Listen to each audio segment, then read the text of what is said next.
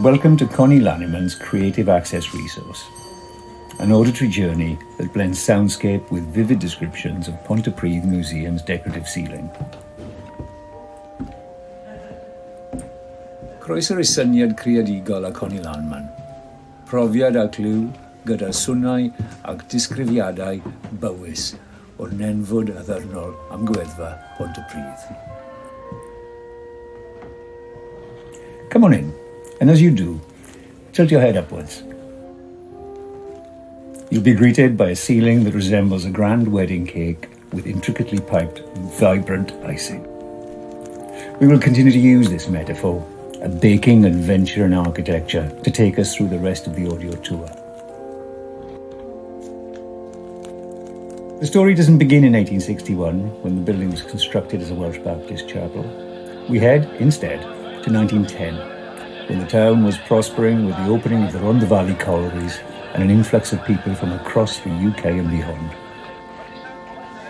In that year, local architects A.O. Evans, Williams and Evans led a major renovation of the building and included several neoclassical flourishes.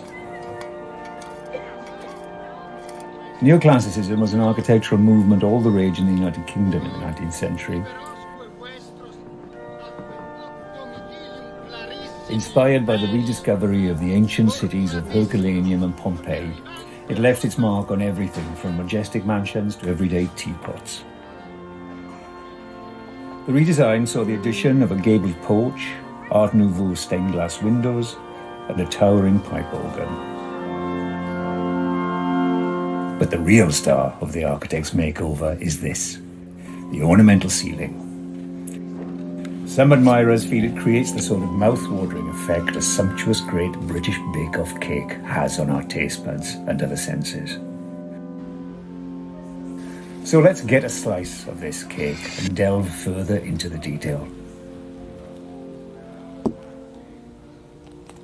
This ceiling, about the size of a tennis court, has a coved cornice surrounding geometric panels adorned with beautiful botanical plasterwork. It's as if a master cake decorator has wielded their piping bag, crafting sweet, sugary, bright-coloured icing above our heads. A 2-foot-wide wooden track borders and divides the panels. Made from pine wood sourced in Poland and Russia, it reflected the town's developing coal industry and international trade links in the early 1900s. The wood is stained a warm reddish-brown mahogany colour and arranged in a chevron pattern. Imagine it as a rich chocolate ganache dividing the cake into a cross. But the star of the show, right in the very centre of the wedding cake ceiling, is an octagonal wooden panel about the size of a card table for 4 players. It encases an ornate circular plaster rosette with swirls of sage green acanthus leaves.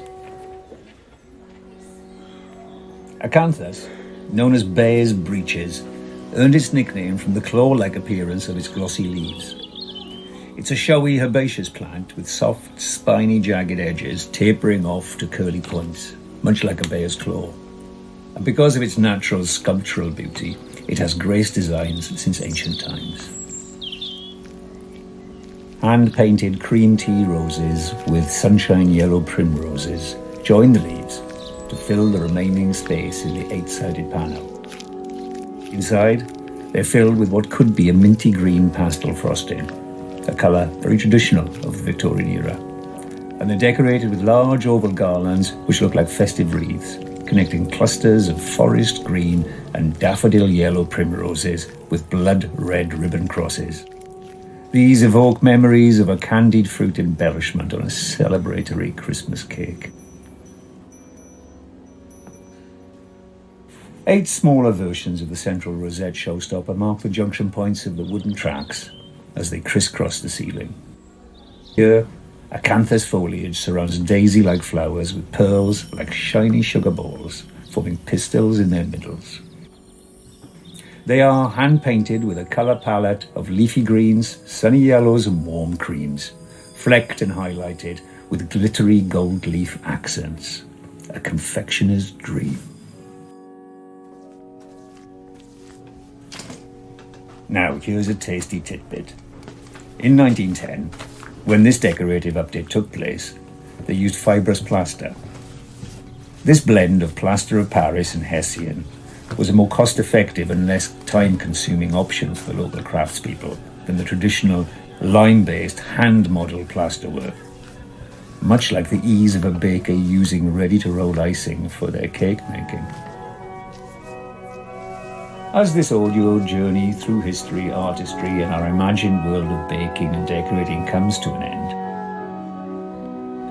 we'd like to express our gratitude for joining us on this exploration of the building and its fifth wall, our ceiling masterpiece. It has witnessed the transformation of this space from a place of worship in 1983 to the relaunch in 1986 of this historical and cultural centre for Pontypridd we now know and love. It's overseen services, weddings, christenings, funerals, concerts and museum visitors over more than 160 years.